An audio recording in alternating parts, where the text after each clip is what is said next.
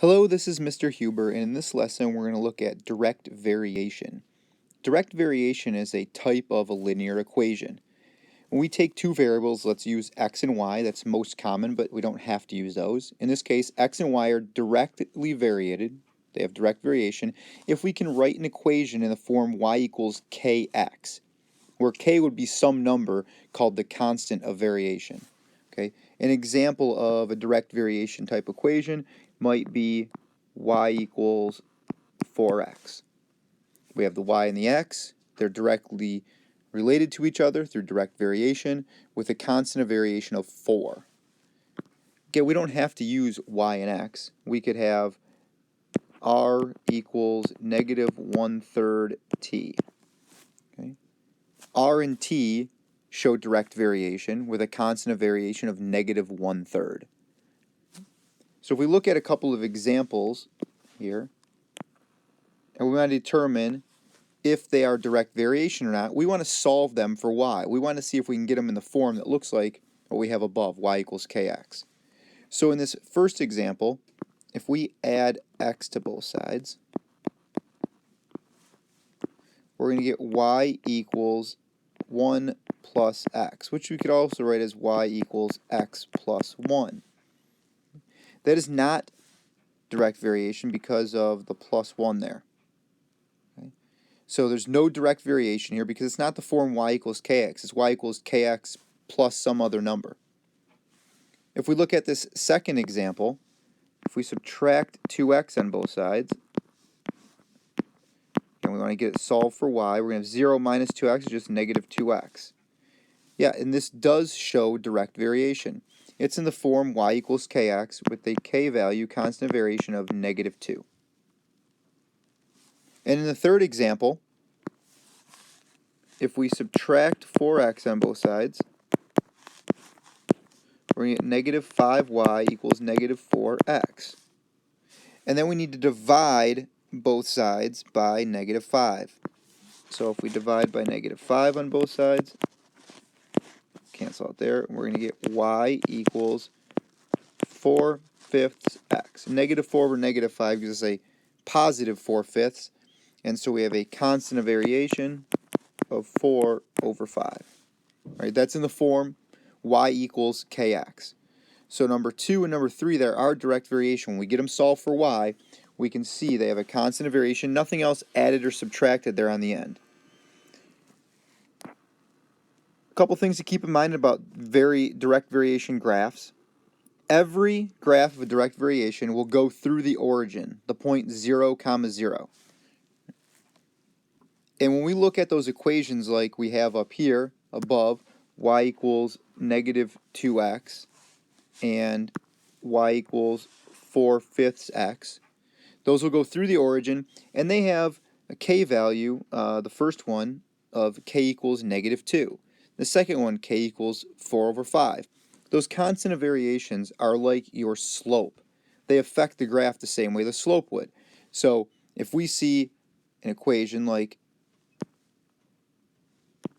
k is greater than 0, like we have in this example right here, y equals 4/5 x, we're going to have a graph that goes up to the right with a positive slope. If we have an example like the second one, y equals negative 2x, okay, that has a constant of variation of less than 0. If we were actually to graph that with an x and a y axis, we would know that it would go sloping down to the right and go through the origin. So it might look something like this.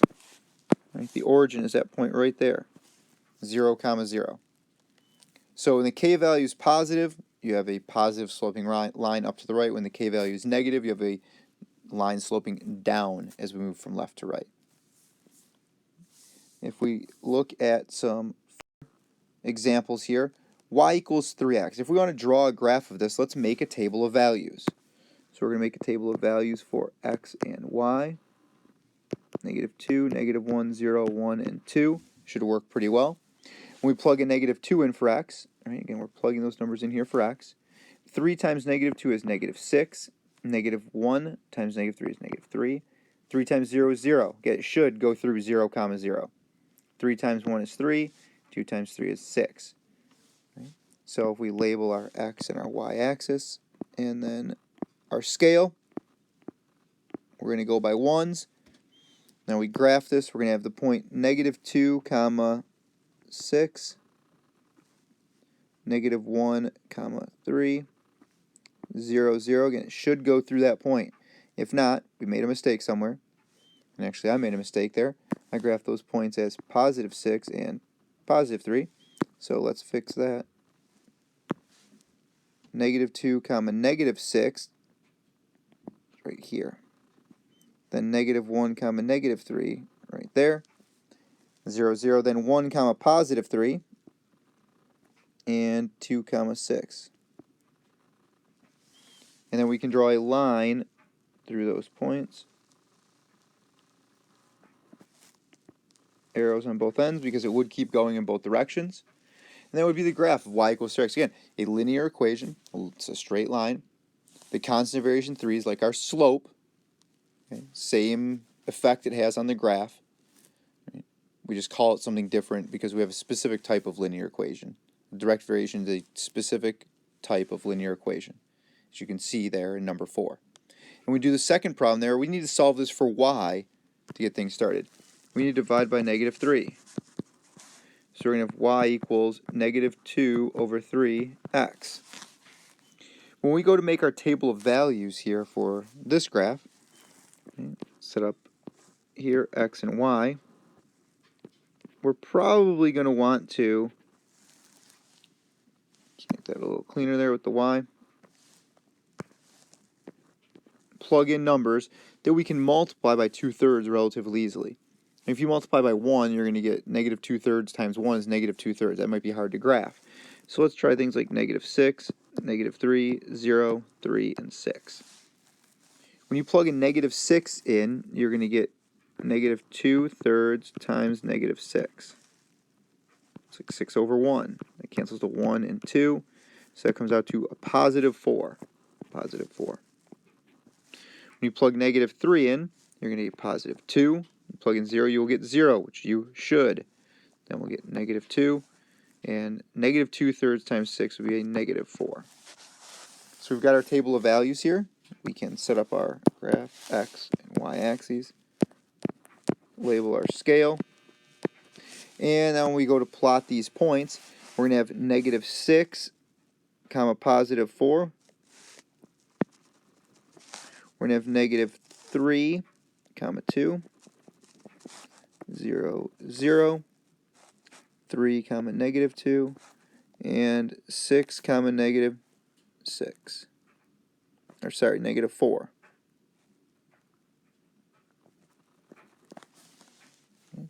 So now we're going to draw our line through those points. Again, you can see our graph going through the origin, and we have a linear graph we can make a table of values for, and we should be paying attention to, in this first example, we have a +3 for the slope, so it should be going up to the right. In the second example, we have a -2/3 for the constant of variation, which is the same thing as the slope, and it's going down and to the right. So look for those things to make sure your graphs are making sense and looking realistic to what you'd expect. Okay, let's take a little break here, a little musical interlude to ask, what was the first #1 song on the Billboard Top 100 chart? Well, the Billboard Top 100 chart started in 1958, and the first song on there was actually on for the first 2 weeks of the chart's existence. It was Poor Little Fool by Ricky Nelson, back in 1958. So the first song to ever top the Billboard Top 100. All right, let's look at more examples of some direct variation here. We want to be able to write equations for direct variation. Here, if we're told that y varies directly with x, okay, we have to be given this information that y varies directly with x, so that way we know we can write a direct variation equation. And we're going to use these values we're given, x equals 2 and y equals 3, to write that equation. How are we going to do that? Well, if we start with y equals kx, if we plug in for y a 3, and we plug in k would just be k, and x will be 2, If we want to solve that for k, because we want to know what the constant of variation is to be able to write this equation, we can divide both sides by 2, and we'll get 3 over 2 equals k. So we could write the equation y equals 3 over 2x. It says write a direct variation equation. That's our direct variation equation. Then find the value of y when x equals 10. So now we need to find the value of y when x equals 10. 3 over 2 times 10 is 15. So y equals 15 when x equals 10. The first step to that is to solve the equation to find out what k is. Find that k value. In this next example, we can do the same thing.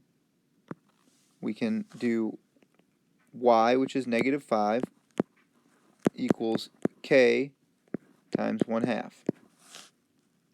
Now we're going to divide by 1/2 on both sides, or the same thing as multiplying by 2 over 1. So we're going to multiply on this side by 2 over 1. This will cancel, and we'll get k equals 2 times negative 5 is negative 10. So we can write the equation y equals negative 10x. Right? We use that k value to write our equation. And now we want to find out what happens when x equals 10. So we're going to have y equals negative 10 times 10. That's y equals negative 100. So we write the equation, and we can use the equation. If we want to find out what happened when x equaled 8, we could plug an 8 in for x. If we want to find out what happened when x equals negative 62, we could plug a negative 62 in for x. So we can plug anything we want now in for x in that equation, this one depending on the situation.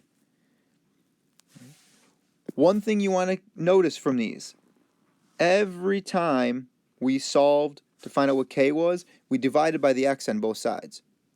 Right? You can see that right up here. We divided by the x.